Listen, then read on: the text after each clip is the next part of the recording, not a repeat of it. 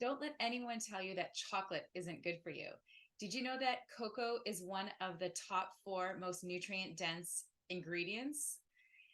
The other thing about chocolate is that it is high in magnesium and in iron, and that is really, really important for your hormonal health. And that's why you tend to crave chocolate before your period if you're not getting enough iron or magnesium in your diet. Of course, you can stop those cravings by eating red meat. But in the meantime, you can still have chocolate and be getting healthier at the same time. So, the thing that makes chocolate healthy for you is the ingredients that you use to make your chocolate bar. So, if you go to the store and buy yourself a conventional chocolate bar and it's full of conventional dairy, white sugar, vegetable oils, and fillers and additives, well, that's definitely not healthy. And the sugar is not going to help you when you're on your period. So, what you have to do is either buy sugar-free chocolate bars, and there's some on the market that are pretty decent, but they often use sweeteners that are not very digestible and cause gas and bloating. So, you're already bloated before your periods when you have a hormonal imbalance. So, the last thing you need is to feel pregnant on top of it. So, the best thing to do is actually make your own homemade chocolate bars. So, I'm going to show you the ingredients and you'll just see how easy it is to make. So, all you need, of course, is your organic cocoa, and you need something to make your chocolate bar firm, right? So, we need to have either cocoa butter. This is what is used in your chocolate bars at the store. It keeps it firm at room temperature. Or if you don't have that and you don't mind keeping it in the fridge and not taking it with you on the go, then you can use coconut oil because it firms up in the fridge. So there we go. We're not using any poor quality oils. These oils are really good for you, actually. So we need saturated fat for the health of our hormones. So this is like a really good premenstrual type of bar to make for yourself to help you with the cravings for sugar, because you're going to actually get the sweet taste, but without the negative effect on your blood sugar by using erythritol. So what erythritol is, this is just a particular brand of it called Swerve that's already ground the erythritol into an icing sugar texture. So you can put it in the chocolate bar and it's not going to be crunchy. It's going to dissolve.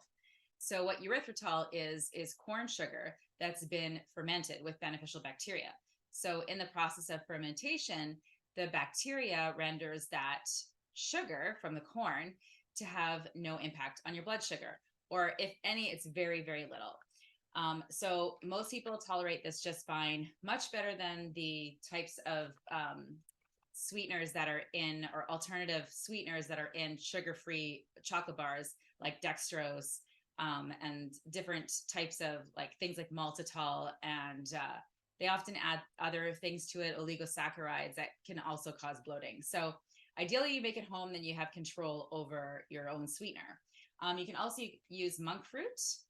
This is a powder of a fruit that is naturally low in carbohydrate. It is basically considered like a non-carbohydrate sweetener, just like your Swerve. So it's a little bit bitter. It's not Swerve, because it's from corn sugar.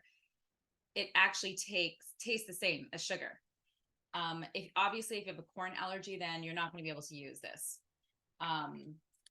But both of these things are better than sugar, even better than your unrefined, best quality Rapadura Panela, because of the impact that sugar has on your blood sugar and your hormones. So it's best to use if you can, to use monk fruit, erythritol, or stevia. Stevia is not the best in chocolate. I will, mention that.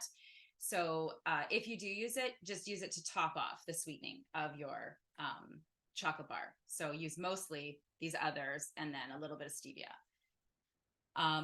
So it's kind of like you'd use the stevia and the monk fruit to cut the amount of erythritol that you use, because for some people, if you use too much of it, it can give this kind of funny, cool feeling in your stomach. And it's usually a sign that you need some digestive support. If you want it to be a milk chocolate, you can use whey protein powder that's unflavored, unsweetened. That's what I like to use. So you can actually add protein as well to your chocolate bar. So now you've gone from thinking you're eating something that's not good for you to something that has iron in it and protein and magnesium, and it is not going to impact your blood sugar. So it's actually going to be a balancing food for you premenstrually. And also if you're going through menopause as well, because basically the symptoms of PMS and menopause are derived from the same hormonal imbalance. It's just expressing itself in different ways, depending if you are having your cycle still or if your cycle is stopping. So the other thing you can use to make it a milk chocolate is a coconut milk powder. So you don't have to use dairy to make yourself a nice homemade chocolate bar, and cut down on the cocoa if you don't like that really strong flavor of a dark chocolate. Of course, you can use like milk powder, like from actual milk. I don't know like where you can actually get grass-fed milk powder, but I'm sure it exists on the internet somewhere. So there you have it. You can make your own homemade chocolate bars. You just basically mix those ingredients on the stove. You can go to my blog at www.delishdiet.ca, and you can actually get recipes for these chocolate bars right there. I have a milk chocolate and a regular dark chocolate one. And tonight what's inspired this video is I felt inspired to put protein powder in the chocolate bars. So all you have to do is put it on the stove, turn up the heat on low, and just like melt everything together.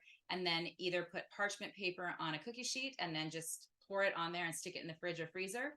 Or you can I'll show you this little tray that I got from, what's the brand? It's called Pampered Chef. You can actually just pour it into there and then make yourself some chocolate bars. I'm actually tonight going to be using the cocoa butter so that I can take these chocolate bars with me on the go, and they're not going to melt at room temperature.